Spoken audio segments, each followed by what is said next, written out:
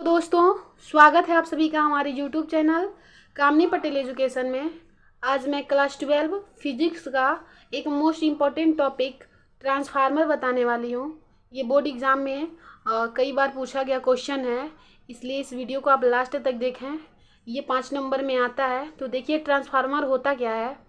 Transformer एक ऐसी युक्ति है जिसकी सहायता से प्रत्यावर्ती वोल्टता का जो मान होता है वो परिवर्तित किया जा सकता है। इसकी सहायता से, ट्रांसफार्मर की सहायता से जो प्रत्यावर्ती वोल्टता होती है उसके मान में हम चेंजेस कर सकते हैं, या तो उसके मान को बढ़ा सकते हैं या घटा सकते हैं। किसके सहायता से? ट्रांसफार्मर की सहायता से।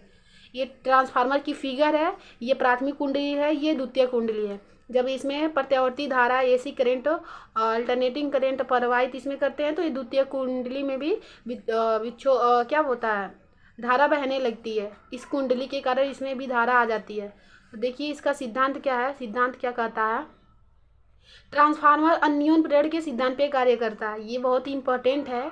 ये पूछा जाता है कि ट्रांसफार्मर किस सिद्धांत पे कार्य करता है, तो आपको सिंपल आंसर दे देना पड़ेगा कि ये अन्योन प्रेरण पे कार्य करता है। अन्योन प्रेरण के सिद्धांत पर कार्य करता है। यह प्रत्यावर्ती वोल्टता एसी के लिए ही कार्य करता है, न कि डीसी के लिए। ये भी पूछा जा सकता है कि ये एसी के लिए कार्य करता है कि डीसी के लिए, तो आप कहेंगे एसी के लिए। एसी अल्टरनेटिंग करंट और डीसी डायरेक्ट करंट होता है। ये दोनों फुल फॉर्म भी आपको पता होना चाहिए। ये दृष्ट वोल्टता डायरेक्ट करंट के लिए आरोपित नहीं किया जा सकता है। देखिए ये डीसी के लिए प्रयोग नहीं होता है। और ट्रांसफार्मर जो होती है वो दो प्रकार की होती है। कितने प्रकार की होती है? दो प्रकार की। पहला उच्चाई ट्रांसफार्मर और एक होती है अपचाई ट्रांसफार्मर। तो देखिए पहला क्या है, उच्चाई ट्रांसफार्मर। यह लो वोल्टेज को हाई वोल्टेज में बदलता है। क्या करता है? लो वोल्टेज को हाई वोल्टेज में बदल देता है। निम्न प्रत्यावर्ती वोल्टता को उच्च प्रत्यावर्ती वोल्टता में बदलता है। निम्न को उच्च में बदलता है। इसमें द्वितीय कुंडली में फेरों की संख्या जो होती है वो प्राथमिक कुंडली से अधिक होती है। क्या होती है? देखिए इसमें द्वितीय कुंडली में जो फेरों की संख्या होती है ना, वो प्राथमिक कुंडली में फेरों की संख्या से अधिक होती है। एनएस देखिए ये प्राथमिक कुंडली है, अधिक है इसमें फेरों की संख्या, इसकी तरफ मुंह खुला हुआ है देखिए। और ये प्राथमिक है, प्राथमिक में कम है, द्वितीयक में अधिक है। यहाँ से ही पता चल जा रहा है। देखिए ये प्राथमिक कुंडली है ना, प्राथमिक कुंडली में फेरों की संख्या कितनी है? 3 है। और द्वितीय कुंडली में फेरों की संख्या देखिए 1 2 3 4 4 है, इससे अधिक है ना। अब देखिए दूसरा ट्रांसफार्मर दो प्रकार की होती है। क्या होती है? अपचाई ट्रांसफार्मर। ये अपचाई ट्रांसफार्मर ये क्या करता है? अपचाई ट्रांसफार्मर ये हाई वोल्टेज को लो वोल्टेज में बदलता है। क्या करता है? हाई वोल्टेज को लो वोल्टेज में बदल देता है। उच्च वोल्टता को निम्न वोल्टता में, ही इसका हिंदी है, उच्च वोल्टता को निम्न वोल्टता में बदलने का कार्य करता है। इसमें जो होती है ना, वो प्राथमिक कुंडली में फेरों की संख्या द्वितीय कुंडली में फेरों की संख्या से अधिक होती है, उसका विपरीत हो जाएगा। तो उसमें क्या थी, तो उसमें प्राथमिक कुंडली में फेरों की संख्या द्वितीय कुंडली में फेरों की संख्या से क्या थी? कम थी ना, तो इसमें अधिक है। बनावट इसका देखिए, तो आप चाहे तो बनावट के नीचे ही उसका फिगर बना देंगे तो और अच्छा रहेगा। बनावट या रचना के नीचे, या फिर पहले भी बना सकते हैं। उसका परिभाषा लिखने के बाद आप फिगर बना देंगे तब भी सही है, या बनावट के नीचे बनाएंगे तब भी सही है। अब बनावट में देखिए कैसे वो बनता है ट्रांसफार्मर। इसको नर्म लोहे की क्रोड को पटलित करके बनाया जाता है। जैसे नर्म लोहा रहता है उसे एक के ऊपर एक रख के बनाया जाता है। मान लीजिए ऐसे कोई ऐसे नर्म लोहा की पटलित है, फिर उस पर रख के एक और, फिर एक और, एक और। जैसे देखिए यहाँ फिगर के माध्यम से देखिए, यहाँ पे देखिए पटलित करके रखा गया है, एक के बाद एक, एक के बाद एक, एक के बाद एक है। तो वही कह रहा है, इसको नर्म लोहे को पटलित करके बनाया जाता है।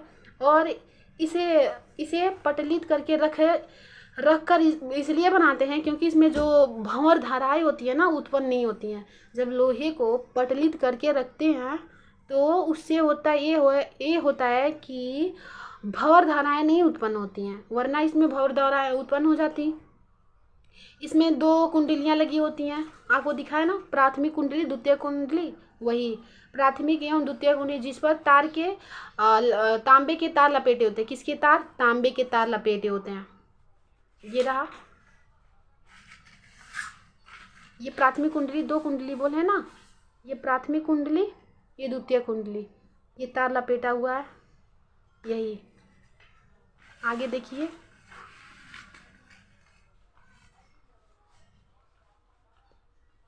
कार्यविधि इसका समझिए। जब हम ट्रांसफार्मर को किसी एसी स्रोत से जोड़ते हैं तो इसके प्राथमिक कुंडली में परिवर्तन होने लगता है। क्या होने लगता है? चेंजेज होने लगता है। जब हम ट्रांसफार्मर को एसी स्रोत से जोड़ते हैं तो इसके प्राथमिक कुंडली में क्या होने लगता है? परिवर्तन होने लगता है, जिसके कारण द्वितीय कुंडली में भी परिवर्तन होने लगता है। हम बताएं ना, जब एसी स्रोत इसमें छोड़ते हैं, पहले वाले में इसमें एसी स्रोत जोड़ते हैं तो ये इसके कारण द्वितीय कुंडली में भी एसी स्रोत आ जाता है, परिवर्तन, चेंजेस होने लगता है। देखिए यही परिवर्तन होने लगता है।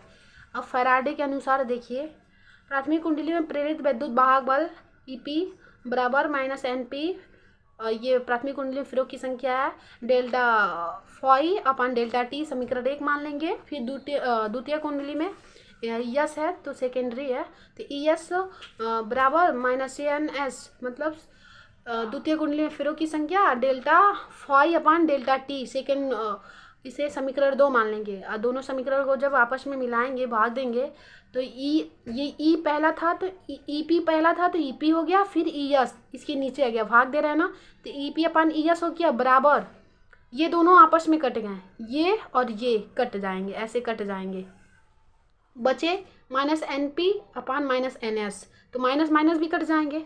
आप चाहे तो ऐसे काट सकते हैं इसको, ये माइनस से माइनस कट गया, क्या बचा? E P upon E S equal N P upon N S, यहाँ E P upon E S, E P upon E S, N P upon N S, N P upon N S, यही इसका सूत्र है, formula है। अब देखिए इसका क्षमता और दक्षता क्या होता है। क्षमता देखिए, क्षमता बराबर होता है निर्गत शक्ति अपान निवेशी शक्ति, मतलब जो दिया जा रहा है उसे पावर और जो उससे निकल रहा है अगुड़े 100 इंटू 100 कर देंगे। अब इसका ये सूत्र है। आई होप आपको ये ट्रांसफार्मर समझ आया होगा। ये बहुत ही इम्पोर्टेंट क्वेश्चन है, इसलिए आप इसे तैयार कर लें, और अगर आप फिगर से अगर समझ जाएंगे तो आराम से ये इसकी बनावट लिख सकते हैं और कार्यविधि भी बता सकते हैं। ये ट्रांसफार्मर कितने प्रकार का होता है ये भी बता दीजिएगा कि ट्रांसफार्मर जो होता है 2 प्रकार का होता है, उच्चाई ट्रांसफार्मर और एक अपचाई ट्रांसफार्मर। ट्रांसफार्मर की फिगर देख लीजिएगा सही से। आई होप आपको ये वीडियो पसंद आई होगी।